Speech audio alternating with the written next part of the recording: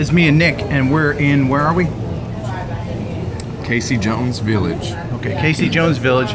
We just got permission from the owner, Brooks, to do some filming outside. They've got some interesting trains and a little like old-fashioned village, and what else do they have?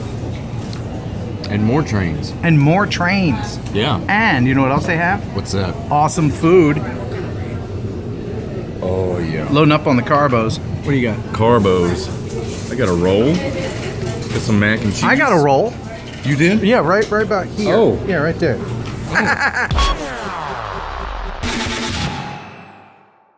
Let's go into the country store and restaurant. Is that what it says behind me? Yes. That's what I thought. Old country store and restaurant. Old country store and restaurant. Let's go in. I really should have had a gimbal.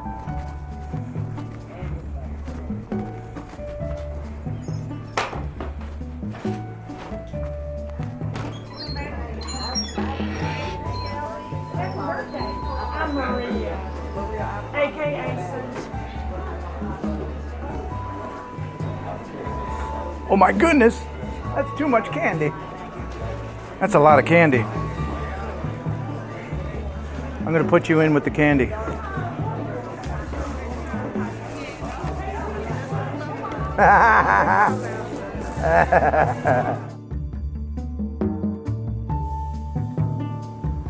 So we can go on a train? Yeah. All right, let's go. Can we go in here?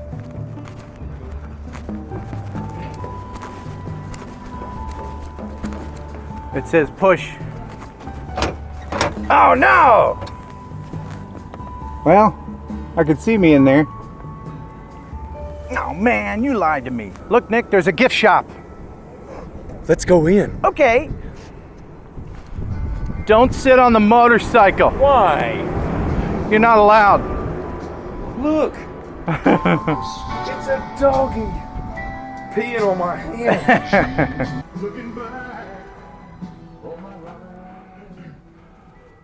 You know what? Fancy. Bet they have knickknacks in here. Let's look at knickknacks. You got any knickknacks? I don't have anything that says knick-knack on No? it. Nothing. What? I got a lot of stuff. Yeah, you clearly you got stuff. They've got everything here. They've got miniature golf. They even have a village chapel.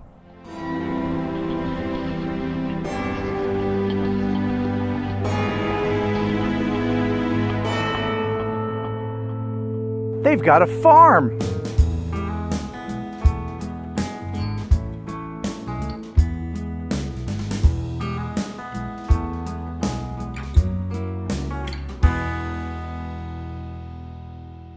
Mr. Shaw. Yes. Brooks Shaw. Yes. Thank you for talking with me. I appreciate it. Sure thing. Thank you for letting me do a little filming on your property Yeah, here. no, you're welcome. What's a little bit of the history? How did this all start? It's Well, a family business, is it not? Exactly. My grandfather started our business in 1965, and it was started off as an antique museum. He had this huge collection that he wanted to show off, and he sold admissions.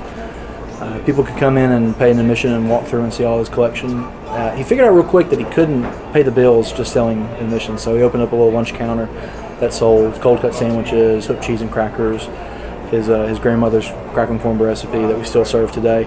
And it grew to be so popular. It was at a table here, a table there, and we kind of woke up in the restaurant business. And pretty soon you had an empire. And well, we like a village. A village, Maybe a yeah. little less than empire, but a village certainly, yeah. Well, you certainly get this feeling of going back in time. Yeah. And that's intentional because, you know, the good old days. Yes, absolutely. And people like nostalgia. Yeah, our mission is our mission statement is serving great food, great people, and a greater purpose. And part of that greater purpose is that we are committed to preserving the historical buildings that we can. And this building is a tribute to turn of the century general stores, little country stores that dotted the countryside, and these were gathering places for people all over the community to come and to shop, to eat, to just hang out and have fellowship with one another, to gather around this furnace and tell stories and of their successes and their failures, and to be part of a community together. And that's what we think this place is too. Well, it's a great place to just walk around and and be. Yeah. You know. I had some guys here from Albuquerque this morning, actually, and they spent about 4 hours here just walking around and looking at everything, and they really enjoyed it. They had breakfast and lunch here, and said both were fantastic. They got coffee from our new coffee bar twice, so they had a blast. What's the story with the trains? So the trains are, Casey Jones, who was a railroad engineer who died in 1900 with a famous train wreck and had a song written about him. Mm-hmm. He lived in Jackson at the time of his death. And when we moved out to our present location in the late 1970s, the museum the city ran was downtown by the old depot. They had never made money with it, and they were getting ready to close it. And Dad said, "Why don't you let us move the house and let us move the train out here, and we'll develop Casey Jones Village, and we'll operate the museum. We'll keep the history alive, and y'all don't have to spend the money on it." And so that's kind of why all the trains have come into place. And so we just had a train here and a train there and a train here. So over time, we have about 4 or 5 now on property. And the caboose out by the road. Every Yes. time I drive by, I'm just fascinated with that. The one in the sky? Yeah. Yeah. What inspired you to put a train in Why the sky? not, man? Why Yeah, not put one on why there? not? It's a conversation piece. We're talking about it now. And, Dad has a series of pictures of he and my mom and my grandmother all up in there when they had put it up there. Oh, so you've been in it since I it's haven't been up? in it, but he has. And so they've got these pictures of them, hanging out the window of the train, waving down the ground, and kind of celebrating the opening of it, I guess. Do you have requests from people wanting to go up in there? Not often, no, not often, but it's there. It's a conversation piece, and it's the welcome into Casey Jones Village. The other cars on the property, can you go through those? Some of them, yes, and we're in the middle of renovating one of them that's behind the locomotive that's part of the museum, and that'll be, I believe, we're going to use as a party and event room, so you can have birthday parties in there, neat. which is going to be awesome.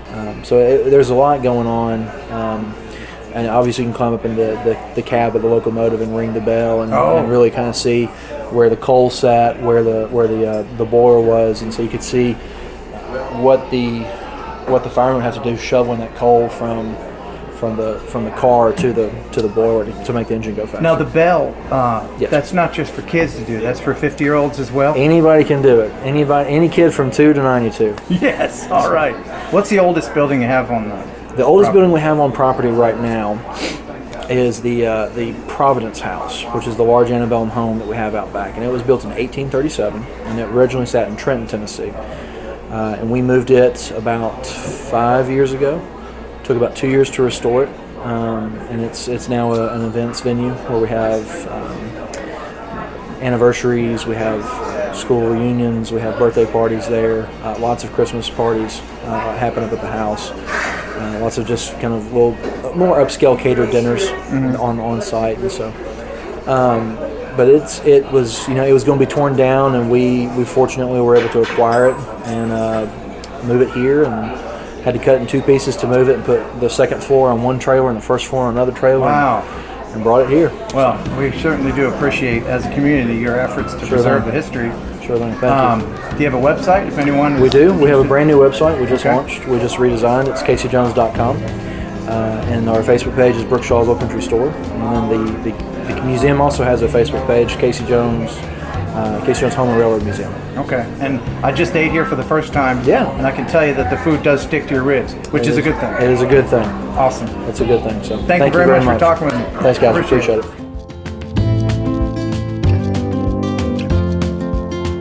Try as they may, I just can't seem to get ahead.